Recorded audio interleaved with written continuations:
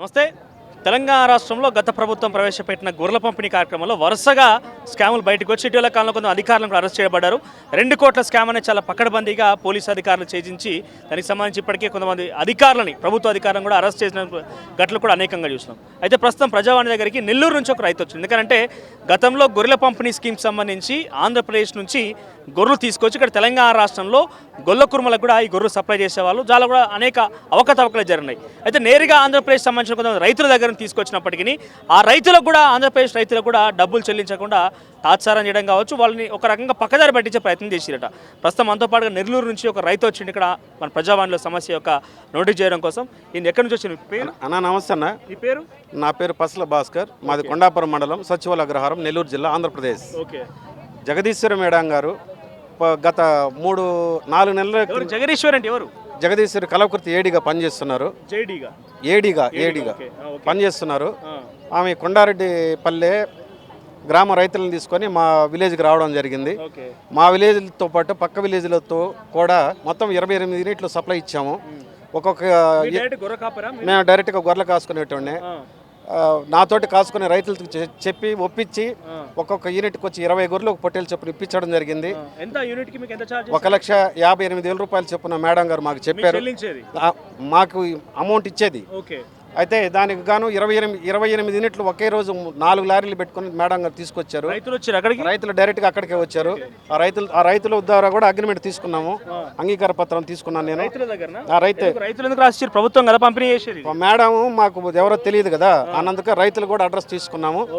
తీసుకున్న తర్వాత 25 రోజుల తర్వాత మాకు 20 యూనిట్ల అమౌంట్ మాత్రమే ఈ బ్యాంక్ అకౌంట్స్లో కొట్టడం జరిగింది. మేడం గారు 20 యూనిట్లు మాత్రమే కొట్టడం జరిగింది.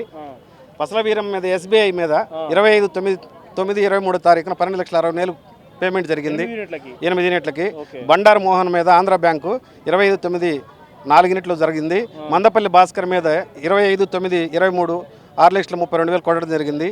మలిబేన మాల్యాద్రి మీద అదేవిధంగా ఆ బ్యాంకుకు కొట్టడం జరిగింది. జడపల్లి అనుస సంబంధించిన 4 యూనిట్లు 6,32,000 బినామీ మీద కొట్టుకొని, ఎవరు కొట్టుకున్నదో ఫోన్ బ్లాక్ లిస్ట్లో పెట్టి ఎవరిని అడిగితే దిక్కును కూడా చెప్పుకోమని రోజు వేరే చెల్లించింది. అదే మల్లెబైన మాల్యాద్రికి 8 యూనిట్లు ఇస్తే 4 యూనిట్లు మాత్రం చెల్లించింది. 4 యూనిట్ల పైసలు మొరాయిస్తూ ఉంది. ఎన్నిసార్లు వచ్చినా జిల్లా కలెక్టర్ గారికి పోయిన నెల 19వ తారీఖు నాడు మేము రంగారెడ్డి జిల్లా కలెక్టర్ గారికి సబ్మిట్ చేశాను. కొండారెడ్డిపల్లి రంగారెడ్డి జిల్లా కలెక్టర్ గారికి 19వ తారీఖు నాడు సబ్మిట్ చేసి అక్నాలజ్మెంట్ తీసుకున్నాం. ఈ రోజు కూడా మా రూపాయి కానీ ఒక్క రూపాయి ఫిబ్రవరిలో ఇచ్చారు. కానీ ఈ రోజు కూడా మేము చేయాలంటే మా మీద కేసు పెడతానని మమ్మల్ని బెదిరిస్తా ఉంది జగదీశ్వర మేడం గారు. మీరు గొర్రెలు ఇచ్చారు, మీరు ఎవరికి ఇచ్చారు, నాకు ఇచ్చారా, రైతులకి ఇచ్చారని మాట్లాడుతూ ఉంది. ఎన్నిసార్లు మొర పెట్టుకున్నా మా మొర ఆనకిచ్చట్లేదు. డైరెక్ట్గా ఈరోజు నిన్న మార్నింగ్ మేము బయలుదేరి 12,64,000 రూపాయలు పైసలు రావాలి. 50,000 రూపాయలు ఇచ్చాను జగదీశ్వర మేడం గారు. ఇస్తేనే కొడతానన్నది, అందుకని ఇచ్చేసాను తెలియక. 50,000 రూపాయలు ఇస్తే మిగిలిన పెండింగ్ అమౌంట్ పే చేస్తాను ఉన్నాయి.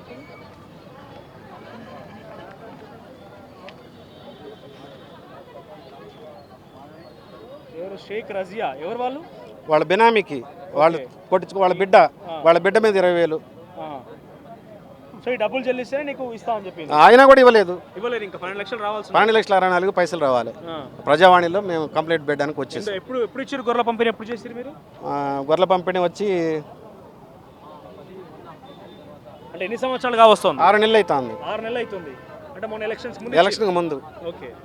డబ్బులు ఇవ్వలేదు. కలిసిరా వెళ్ళి? మేడం గారికి 5 సార్లు పోయి వచ్చాము. 5 సార్లు కలిసినా కూడా ఫోన్ స్విచ్ ఆఫ్ వేసేది, అక్కడున్నాను ఇక్కడ అని చెప్పేసి. వాళ్ళ బినామీలు పంపించారు, నేను హైదరాబాద్ చంపేస్తామని కూడా బెదిరిస్తూ ఉంది.